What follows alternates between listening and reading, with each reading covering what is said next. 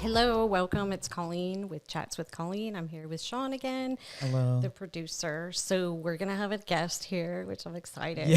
Yeah. Yes. It's going to be my most favorite Very special guest. Special guest, my son, Mr. Christopher Javier. I'm excited. He's finally going to join us. He finally has time in his busy schedule. He does. It's very sweet. So for his we're mother. excited. Yeah, for his mother. So we're Yeah. excited about that. And then, Jesus, the week has been crazy. I was pulled over again. I know. And sadly, so it was the worst day ever. This past Thursday, it was very bad. It was a very bad day at work. 3 bad calls, some incidents with people. It was just a lot. And I'm like, it's not even like 10 o'clock in the morning. You know, it's just a lot. But some days are like that when we become adults. Yeah. Even if you're not an adult. It's true. Some days are just a lot. And so I decided to go to the gym to work out. And I was going to surprise my friend and the trainer because they didn't think I was going to be able to go. So I decided because I had a bad day, it would be better to go work out than go to a meeting and drink wine. Yeah. I made a better choice. Yeah. No, you did. I wasn't expecting you to know? say. Yeah, of course. So I did that, and I go to work out to meet them. I'm even like early, a couple seconds early, you know? And I'm like, where are you guys? I text them. Oh, we weren't coming. They had a work thing, and the trainer's like, I thought you weren't coming. I was like, I was going to surprise you. I just really wanted to sit there and cry. I was like, okay, hold it together. So you went all the way to the gym. I went all the way to the gym, but it wasn't a waste of time because I did the treadmill and I did yoga. So you were constructive. I was constructive. Yeah. Then I get in my car, my gas light comes on. So I'm like, I got to get gas. So I get gas. I was like, okay, fine. Get the gas.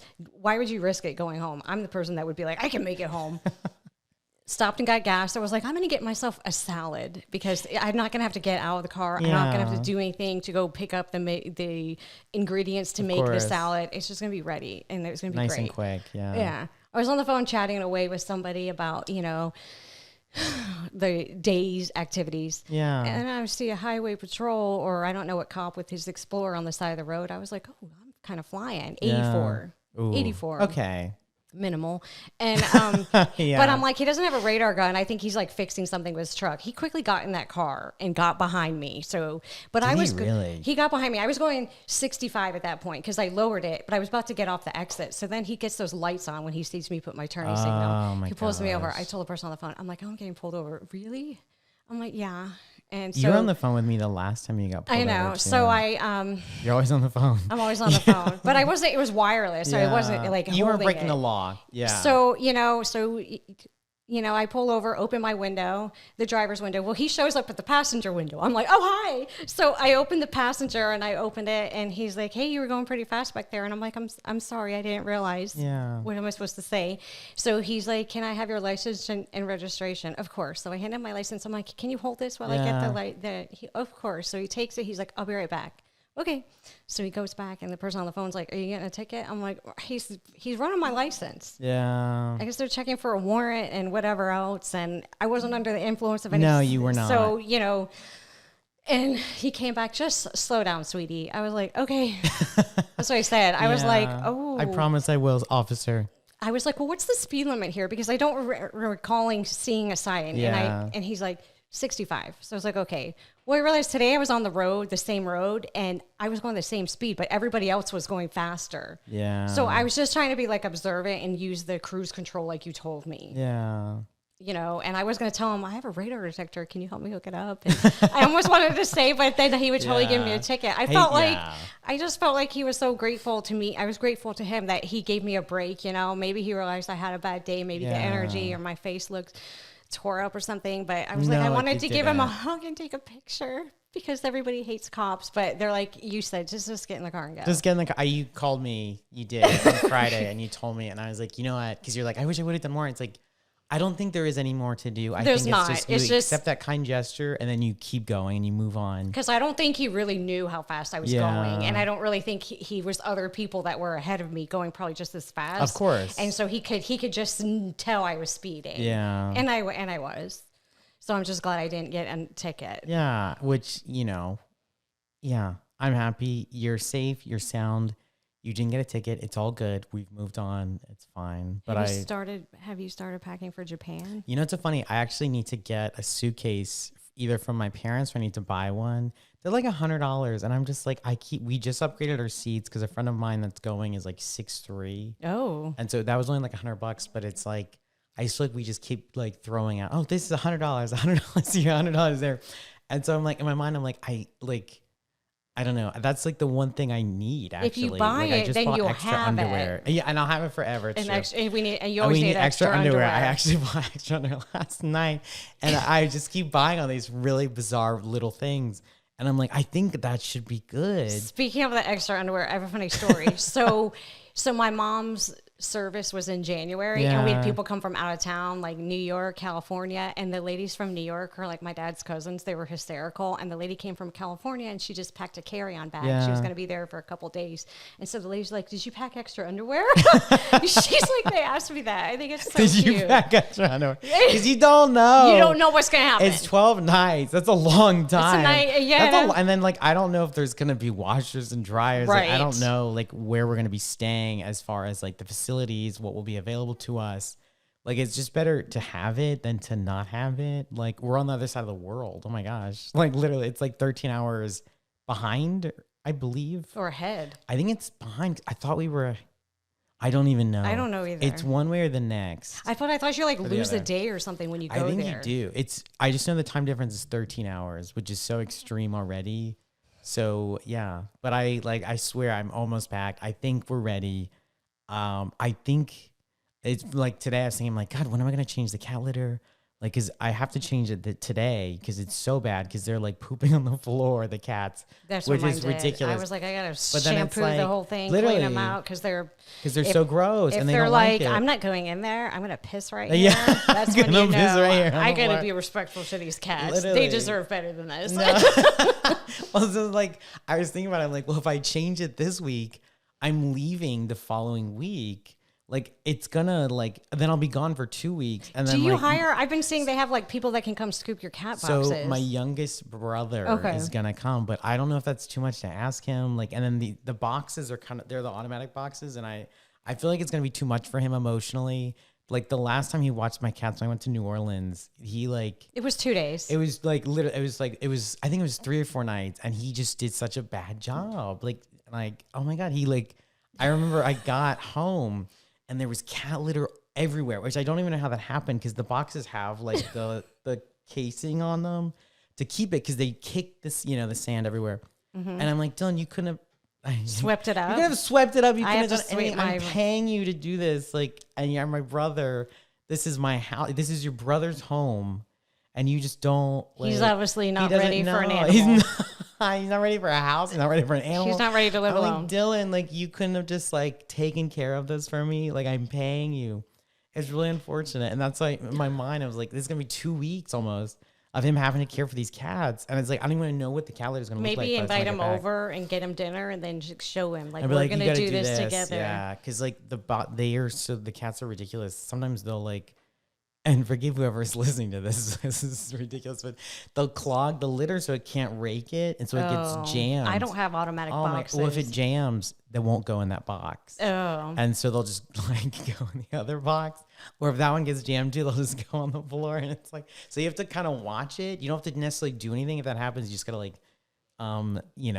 broom it. But yeah. So all that's to say, I think we're almost ready to go for Japan. That's going to be so fun. Yeah, you have to share stories when you come back. We could do the whole episode about like, if I've never been to Japan. I don't really know what they have there. I'm very excited. We're going to do a bunch of different things like theme parks, different cities, Kyoto, Tokyo, Osaka, like a bunch of sightseeing. It should be really exciting. I'm very excited. So we'll see.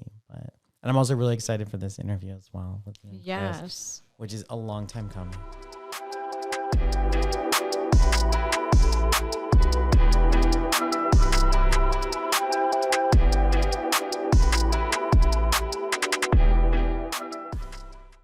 Welcome. Today I have Mr. Christopher Javier Pacheco, who is my son. I am so honored that he's joining me, and I'm also so honored that he's my son and my only child. As I say, if you're going to have an only child, I'm biased. I always say have a boy, but that's me. However, I'm so glad you joined us. I drove all the way out here because we know that you're busy, and so we appreciate it. Oh, yeah. we wanted you to be the first guest, but it's all right. Yeah. It's all right. So we're going to get right into the questions.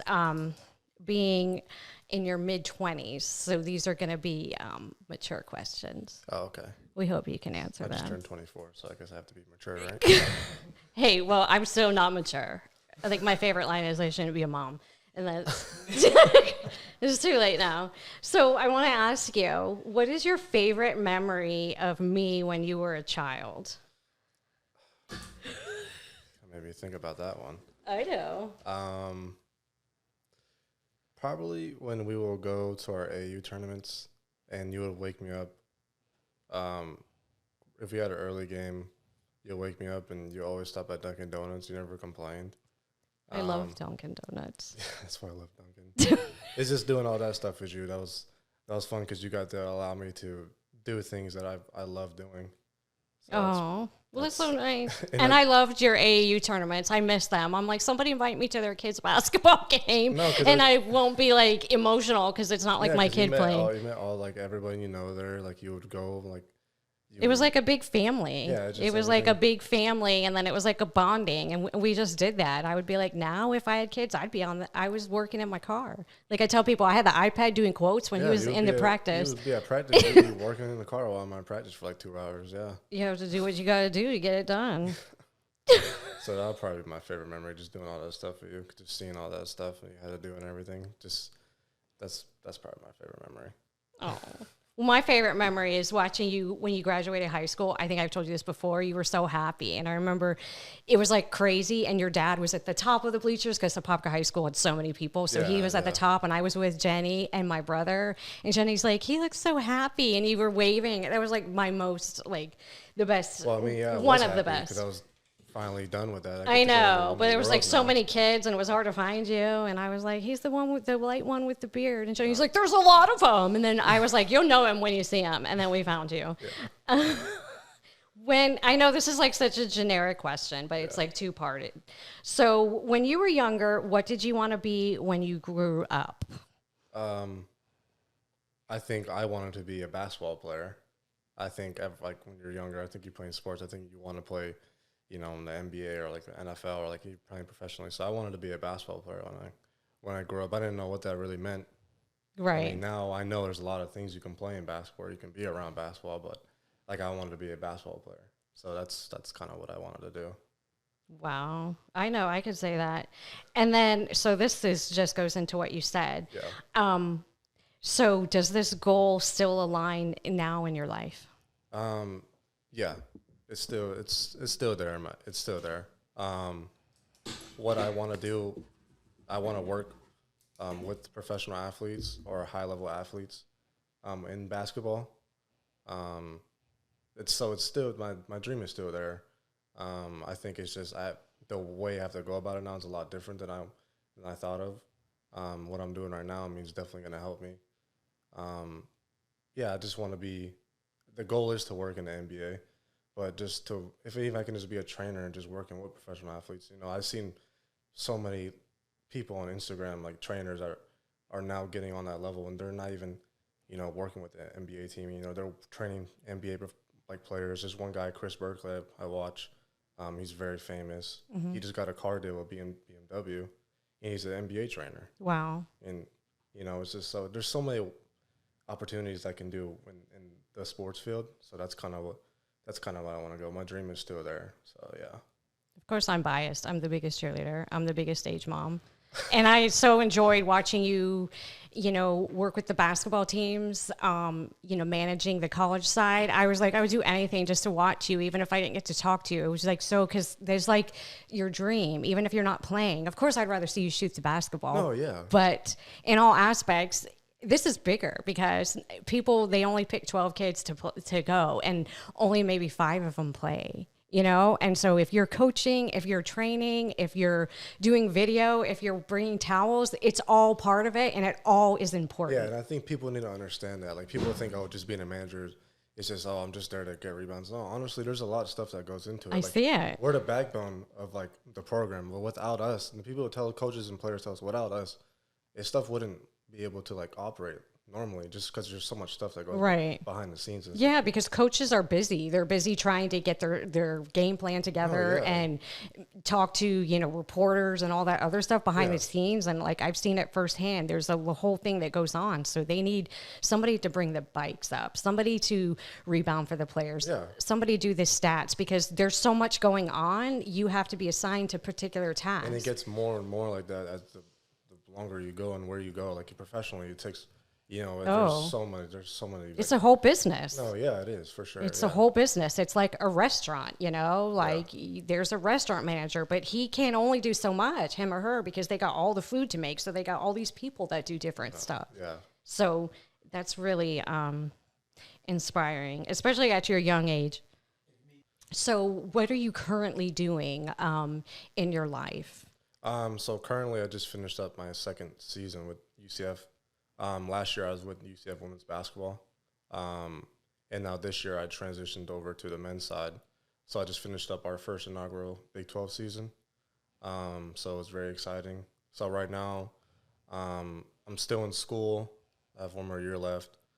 I'm still with UCF right now. We're just kind of in the off season. A lot of pieces behind the scenes that, you know, got to come together and stuff like that. So just, you know, I'm still want to do the managing thing, so I'm still with that. So yeah, that's kind of what I'm doing right now. Good. And so I know being an adult is hard, as I always say that, but I feel like being a young adult in today's economy and today's society with social media and everything, I think it would be so much more difficult. So I commend, and I always talk sometimes about the young ones that don't want to do this, but I feel like there's like so much pressure on people your age to become and be this like so fast. No, yeah. So do you think that's true? Do you feel that way? I definitely. Sometimes I feel like if you look on social media, I see people my age, you know, they're some people are like I went to high school with are getting married, and you know they're having kids and they're starting a job and stuff like that. And I feel like as like in your mid-20s, I feel like you don't have to have everything all figured out. No. I feel like you just as you keep going, you figure things out, and you just have to go through life. You just gotta. That's the best way to grow. Like you're gonna have days where you just don't feel like you want to like what am I doing in my life? Yeah, I still feel like that at 45. And then you're going to have days you can be like, oh, I'm on top of the world. Like, you just got to figure out, like, that perfect balance and figure out what you want to do and that passion. And once you find that passion, what you want to do, I feel like you just focus on it and you just keep working towards it. And don't worry about what people say or don't worry about on social media. You might see someone your age, you know, driving, like, a nice car and having all this money and getting, like, their own apartment and stuff like that. But if you just focus on what you're doing, like, that stuff's going to come to you. Yeah. It's true. And I feel like people in their 20s, like I feel like it's hard. It's hard. It is hard. You can look on Instagram; it's there in your face. I feel like it's hard for us to, you know, like we want to have the perfect life, you know. Right. And I feel like you can't live in that fantasy because if you live in that fantasy, it's just gonna mess up so many things. It messes up so much, and I feel like like you said, early 20s. I started my life, became a parent in my early 20s, and it's been difficult. But for me, it was like the best thing, you know, ever because I wouldn't have had you. But I feel like there's no rush. Like you shouldn't ever compare yourself to anybody else. And I just think about like Jenny, my sister, who's gonna get married, and she just turned 47. It's her first marriage, and she is like so ecstatic, so happy, and she's so settled in her professional life and has her own home. And it's like it never is too late to get all that stuff done. Sometimes things come together differently when they're supposed to. It's like God has perfect timing, and it may, and like your door may close today, but something's better like in the future. That's the way I think nowadays. I just think about it. I just can't force a lot of things. Honestly, I just stick to myself and stick to what I do. And if things are gonna come to me, something's gonna come to me. And that's how I got this position I'm in today with the men's staff. You know, originally I wanted to be a men's team manager, and then they sent me over to the women's side with a whole new staff. Met amazing people over there, got to travel, got to do so many things. Mm-hmm. And then I went over to the men's side. And, you know, it's just, you know, stuff happens for a reason. So I just got to if I just keep thinking that way, I feel like it's just only going to help me so much more as I go on in my future. And I know I never was into women's basketball until you worked with them. So I think now it's blowing up with... no, it's definitely blowing up. You know, with the NCAA tournament and then the draft and stuff coming up. So when you would compare men's and women's basketball, what would you say is the biggest similarity and the biggest not similarity between the two? I think if I'm gonna start with the one that's not similar, I think the women's side, they're a lot more together. There's no more like it's a less selfishness. Like look at like Iowa with Caitlin Clark. I mean, like she has the whole spotlight on her, and her teammates, could probably feel like everything's going towards her. But I don't think they're all together as one team. And I feel like on the men's side, I mean, it's when it comes to that side, it's all about like you got one guy on your team, you're gonna give him the ball, like no matter what. You got one guy, like he's the man. And I feel like that's different. There's some teams in the men's side that are like, they're ones that are together and stuff like that. Comparison, I mean, they're just the work ethic they have to go through. It's hard. I mean, I see it's a daily thing. I mean, whether like if your player's trying to gain weight, doing that, or if their player's trying to get bigger and stronger. I mean, it's just a whole lot of stuff, and their work ethic that goes into it. On top of being a student athlete, it's hard. So I can just see like that similarities and stuff together. Like that's what they all similar, but they're different sports. Like with different genders and stuff like that. So I just worry and wonder, not worry, but I wonder about like girls, because girls can be like so catty and like mean to each other. Oh yeah. Do you see that in the female sports? Yeah, I mean, yeah, they can get a little like feisty out there and stuff like that. But I mean, like it's just competitive. It's competitive nature on both sides. That's how it goes. I mean, people are competitive. That's it might bring it out of you. So yeah. Of course, and the men too. I'm assuming they can get egos and cocky. Oh yeah. There's definitely big egos and stuff like that. That's the one thing that's when men's sports, you got egos and stuff around. Like that can play a big factor in a lot of things for sure. Yeah. Of course. And so you just see, I'm so proud. Oh my God, what a good. You have a good head on your shoulders, and so anyway, people tell me that. So now I'm, Well, I've always believed I try it. to keep that just so because it's like it's gonna come back to it comes back, calm demeanor. I want people to be like, you raise a good person. Like, of course, that's all I want. I don't want anyone to think like I'm a negative Pisces, person. water sign. They're the calmest people. I'm a Leo. I'm a fire sign. So what do you think is the hardest part of being a young adult in today's economy, society, life in general? I mean, of course, I feel like the biggest thing is money. I don't have any money. Like I can not gonna lie. Like I still live off you guys and stuff, and I'm blessed to be able to do that. I'm blessed to have a family that can support me financially. I mean, just the biggest thing is money.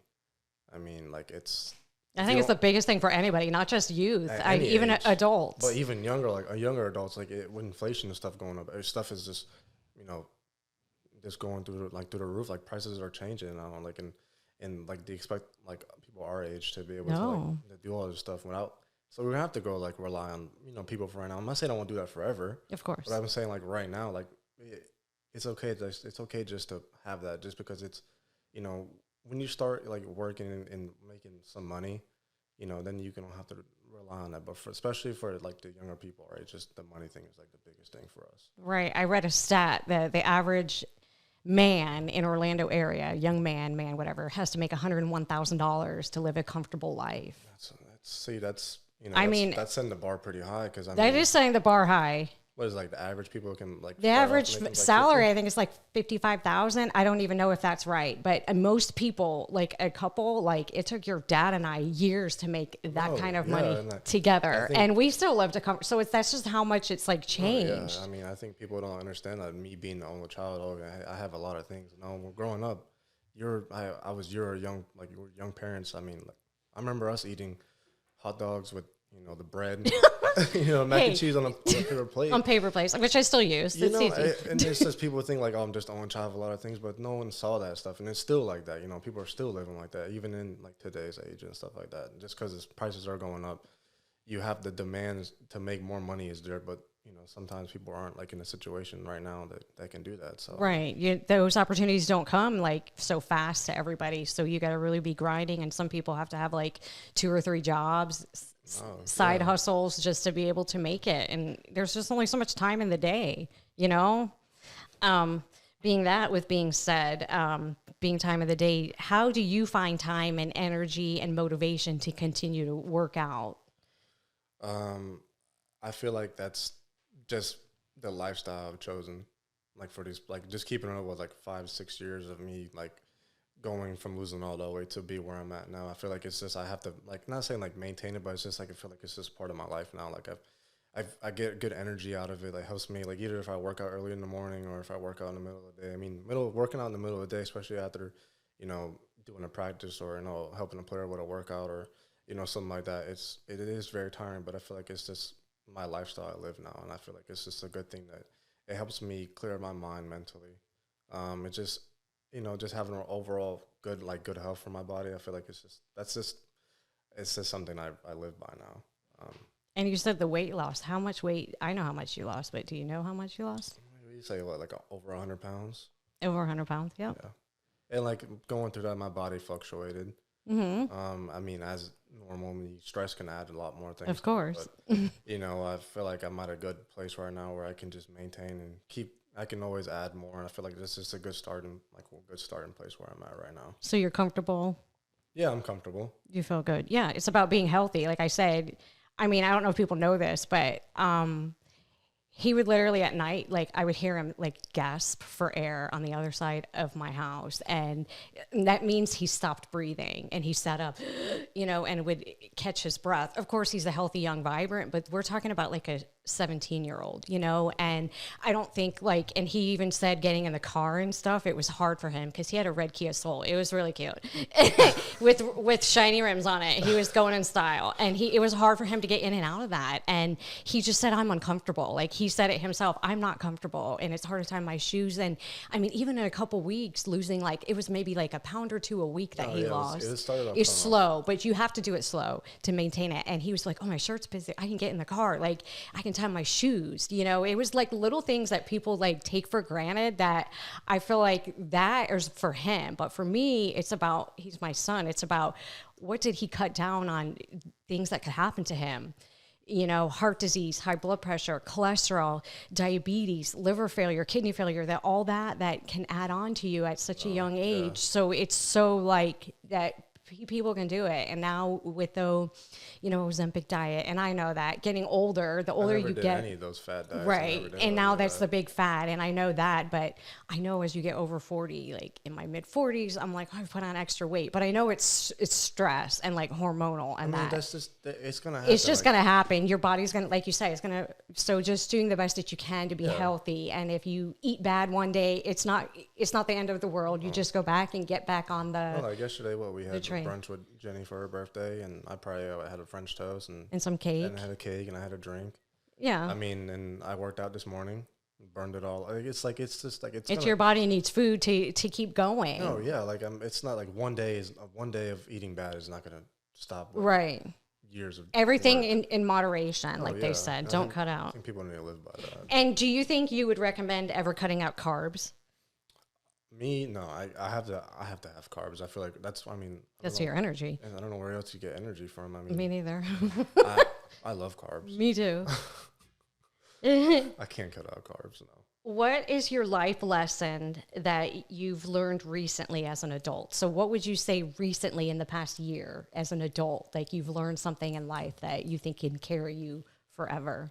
I feel like over the past year, I feel like just seeing how you can take, I'm going to use charity, rest in peace, your mother. Mm-hmm. I think you just have to enjoy everything in life because it can come like that. I mean, just seeing her and when I was traveling with the women's side and I couldn't be there as much, just seeing the text updates, or if I'll come over and see her, just, seeing the progression going down, just how it happened so fast at the end. Mm-hmm.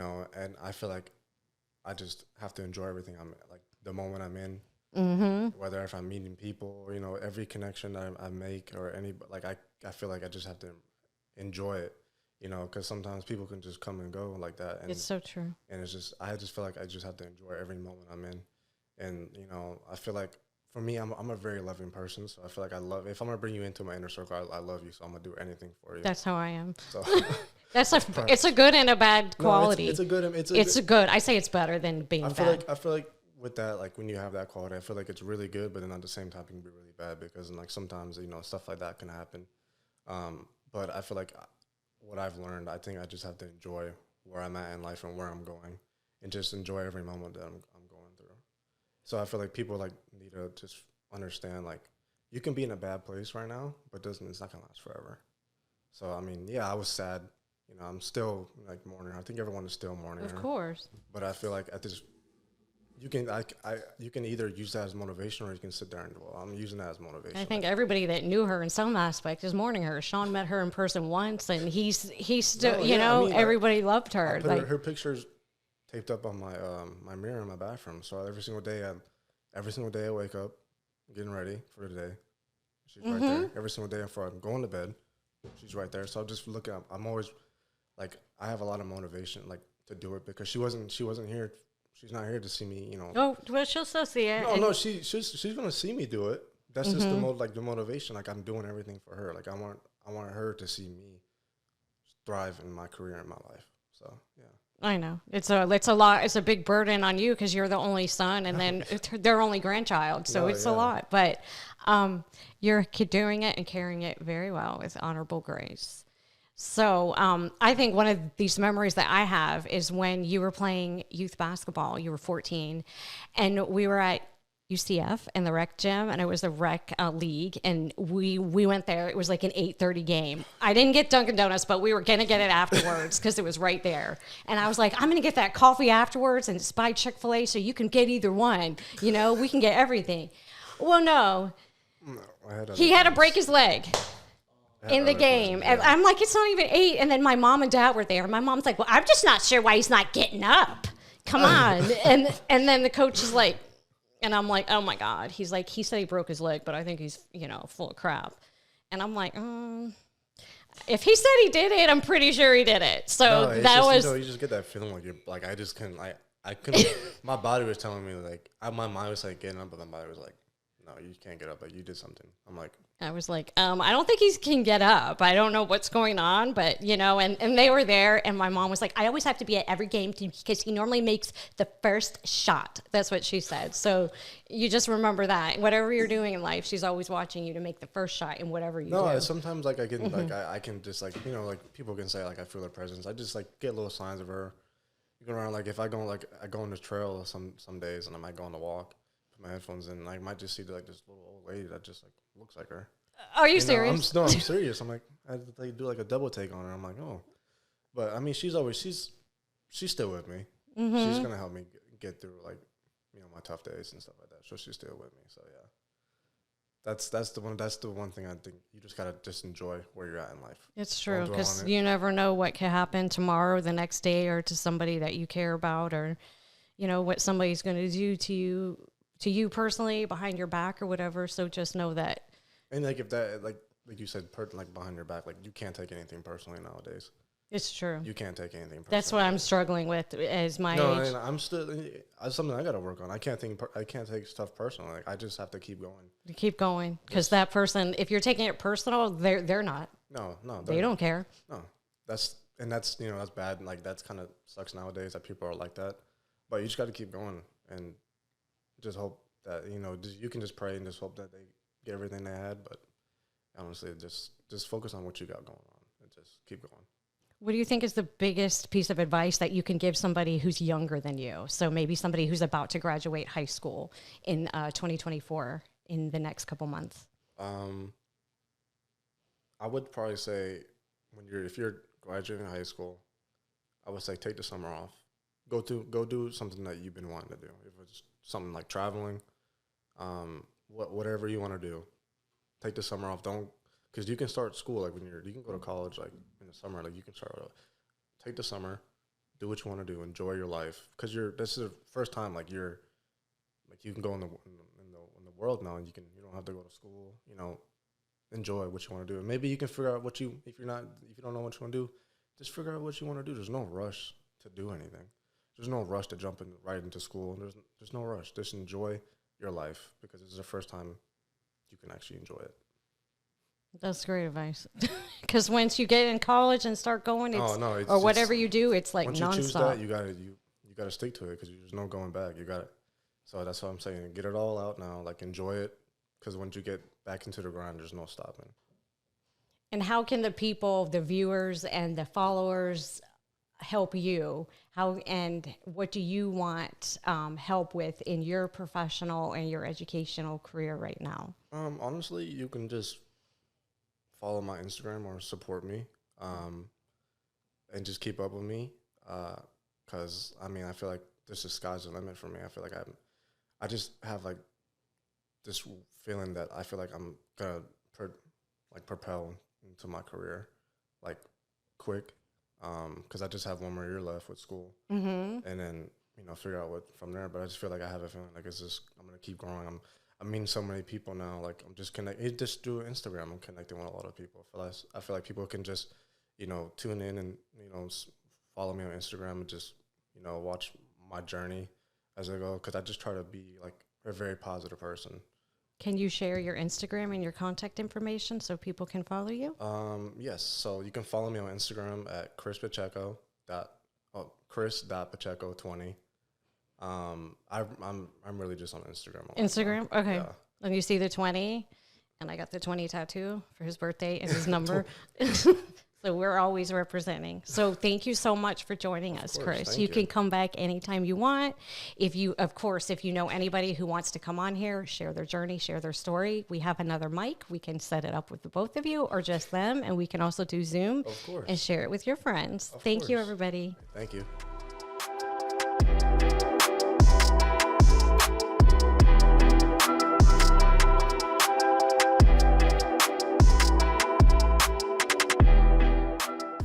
Thanks so much for listening and joining us. If you haven't already, please share, subscribe, and like our episodes and our podcast. Also, leave a review. It will be so helpful to us, and we would so appreciate it. Also, if you want to join us at any time, we're open to any guests joining us in person and on Zoom. We post and record episodes bi-weekly, so that's twice a month. Also, they're posted on our socials, which is Facebook, Secured Insurance Group, Instagram, Colleen Insurance Lady. This podcast was hosted by myself, Miss Colleen Pacheco, and recorded and produced and edited by Sean Spazzato. Our podcast cover art was designed and created by Norma Pacheco, and our intro and outro music is created by Lounge Bar by Geronic. Goodbye.